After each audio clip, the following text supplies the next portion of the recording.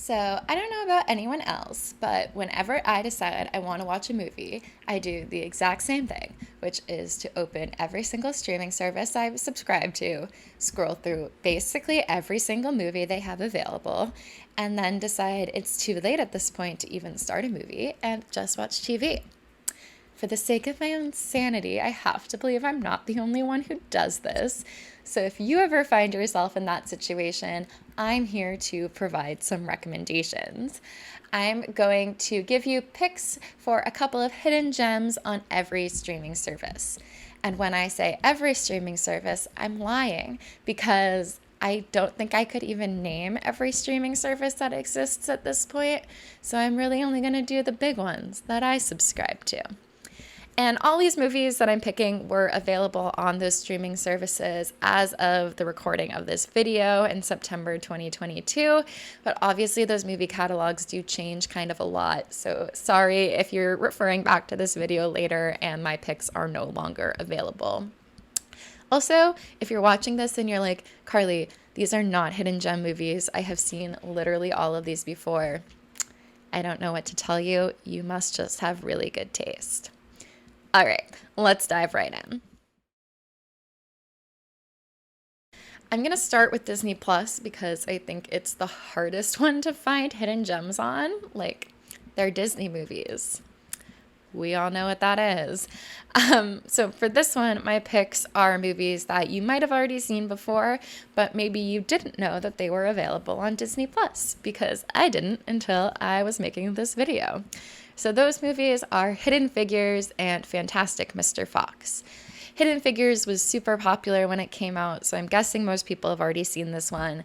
But it's such a feel-good movie, and it has a stellar cast, so it's definitely worth revisiting since it's so easily available. As far as Fantastic Mr. Fox, if you haven't seen it, I would definitely recommend you check it out. It's probably my favorite Wes Anderson movie, and I like a lot of his movies, so that's kind of saying a lot. But the animation is so endearing. It's super funny. Definitely watch it. I'm not going to spend too much time telling you more about those movies since they're already pretty well known. So let's move right along. Okay, I know not as many people have Showtime as the other streaming services I'm covering, but I do, and it's an absolute treasure trove of hidden gem movies. So, like, maybe get a week-long free trial sometime and check these out. My top two picks for Showtime are 20th Century Women and The Killing of a Sacred Deer. So 20th Century Women is a lovely little slice of life movie. It's about a single mother played by Annette Bening who is raising her son along with the help of a younger woman and a teenage girl who are played by Greta Gerwig and Elle Fanning. The movie is super sweet and Annette Bening is particularly wonderful in it. It's very simple and heartwarming, so if that's what you're in the mood for, this is a great pick. Completely the opposite of heartwarming is The Killing of a Sacred Deer, which is a film by Yorgos Lanthimos, who you might know as the director of The Lobster and The Favorite. So he does have 3 English language films at this point, and I would say The Killing of a Sacred Deer is definitely the darkest of those. It follows a surgeon played by Colin Farrell who takes a teenage boy under his wing only to discover that strange things are starting to happen to his family. I'm not going to say much more than that in terms of plot. I think this one is most effective if you go in not knowing too much. I will say, though, if you've seen Yorgos Lanthimos' other movies and you didn't like them, this one probably isn't going to be for you. It does rely pretty heavily on some of his trademarks, like the actors delivering their dialogue in super flat, monotone voices, and just an overall off-putting style. In this case, I think those things work super well to help build the tension and the creepiness of this movie. It's definitely one of those ones that stayed under my skin for quite a few days after I watched it. Like I said, Showtime's library is chock full of these smaller movies that I love, so I'm going to flash a bunch of other ones on the screen, and you can check those out too.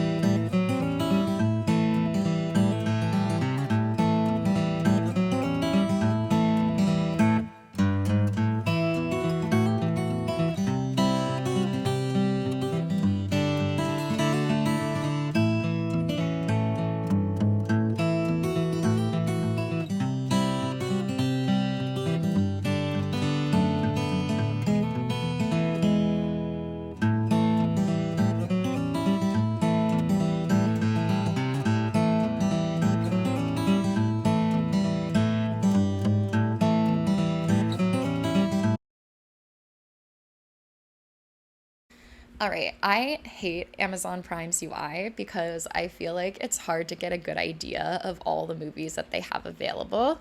But of the stuff I could find, my two recommendations for you here are The Lost City of Z and Support the Girls. The Lost City of Z, or The Lost City of Z, since the movie is British, is directed by James Gray, who's currently doing the festival circuit with his new film Armageddon Time. So if you're like me and follow movie festival news, you may have heard of him recently. Anyway, this movie is about real-life explorer Percy Fawcett, who's played by Charlie Hunnam, who explored the Amazon in the early 1900s and became determined to find what he believed to be a lost civilization there. This movie is a really interesting character study of someone who's driven by obsession, and the conflict between Percy and his desire to find this lost civilization and the people who are funding him is actually really engaging.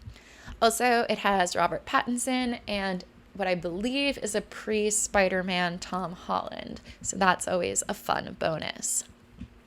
Support the Girls is a small indie movie. It stars Regina Hall as the manager of a Hooters-type restaurant. It's another slice of life type movie. The events pretty much unfold over the course of a day in the restaurant, but there's such a genuine love between Regina Hall and all of the girls who work for her that gives the movie a really strong emotional core. Plus, Haley Lou Richardson, who I think is a super underrated actress, gives a stellar performance in this, and the movie is honestly worth watching just for her. It's also very short, so if you're looking for something that's 90 minutes or less, this is a great pick. I don't really have any honorable mentions here because of the bad UI, so that brings us to...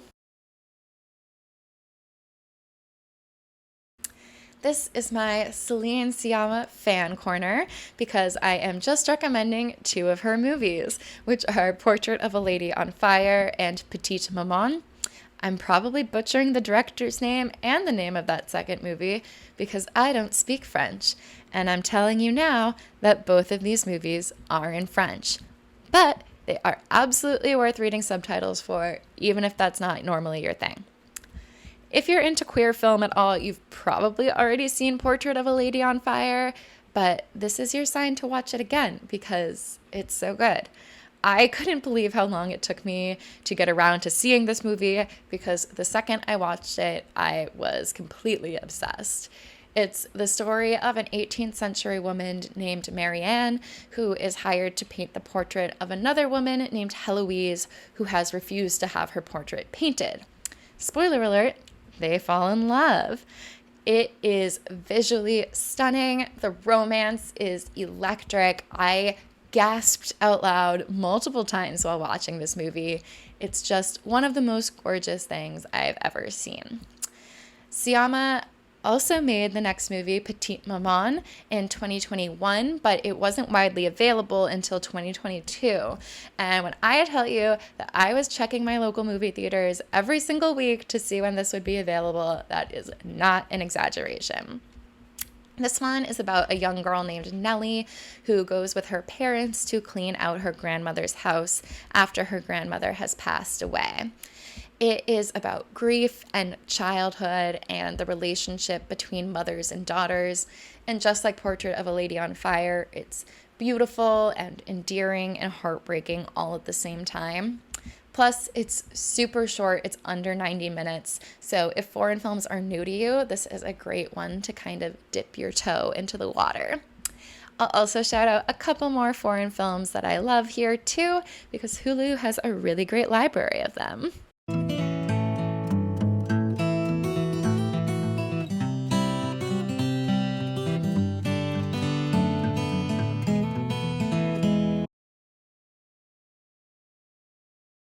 Time to pull out the big guns.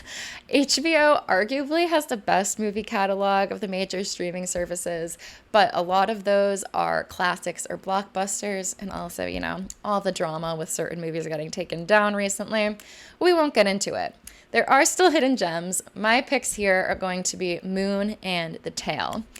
Moon is a small sci-fi movie starring Sam Rockwell as an astronaut who is about to be relieved from his solitary 3-year mission on a space station so that he can return to Earth. Again, this is one where I would try to know as little as possible going in. That's what I did, and it definitely messed with my head when I first watched it. I also just think it's super cool to have a movie set in space, but also be really confined. The whole movie is just Sam Rockwell in one location doing all the heavy lifting, and I just think that's a really interesting concept. My second recommendation here is The Tale, and I have to warn you up front, this one is very, very difficult to watch. The movie is based off director Jennifer Fox's real experience with coming to terms with the fact that she was sexually assaulted as a child. Obviously, it's super heavy subject matter, but I would say the movie handles it very sensitively and very powerfully. Laura Dern plays Jennifer in the movie, and she gives an absolutely incredible performance.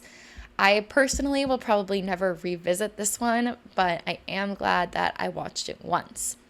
I would not blame anyone for skipping this one, though. Totally get it if it's not your thing. I will list a couple other movies that you can pick from.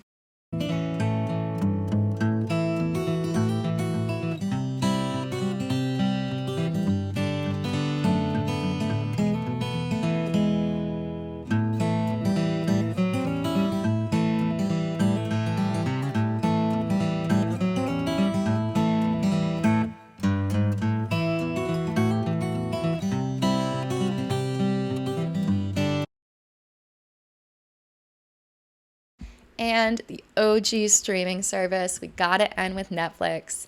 Honestly, I don't always love their movie selection, but there are still some good ones. My top 2 picks for you here are The Nice Guys and Leave No Trace. The Nice Guys is an action comedy starring Ryan Gosling and Russell Crowe, and it's just so much fun. I've probably seen this movie like 5 times, and I will definitely watch it again.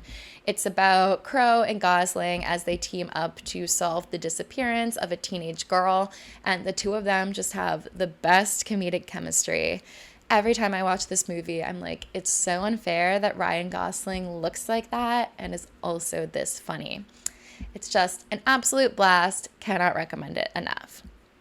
Leave No Trace is one of my favorite movies that I've watched in the past few years.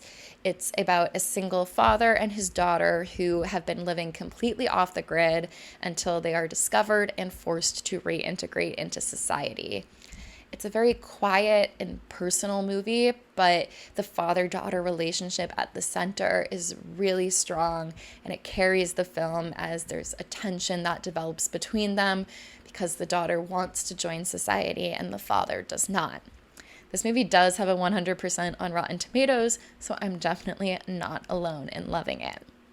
And of course, I will end with a couple more honorable mentions.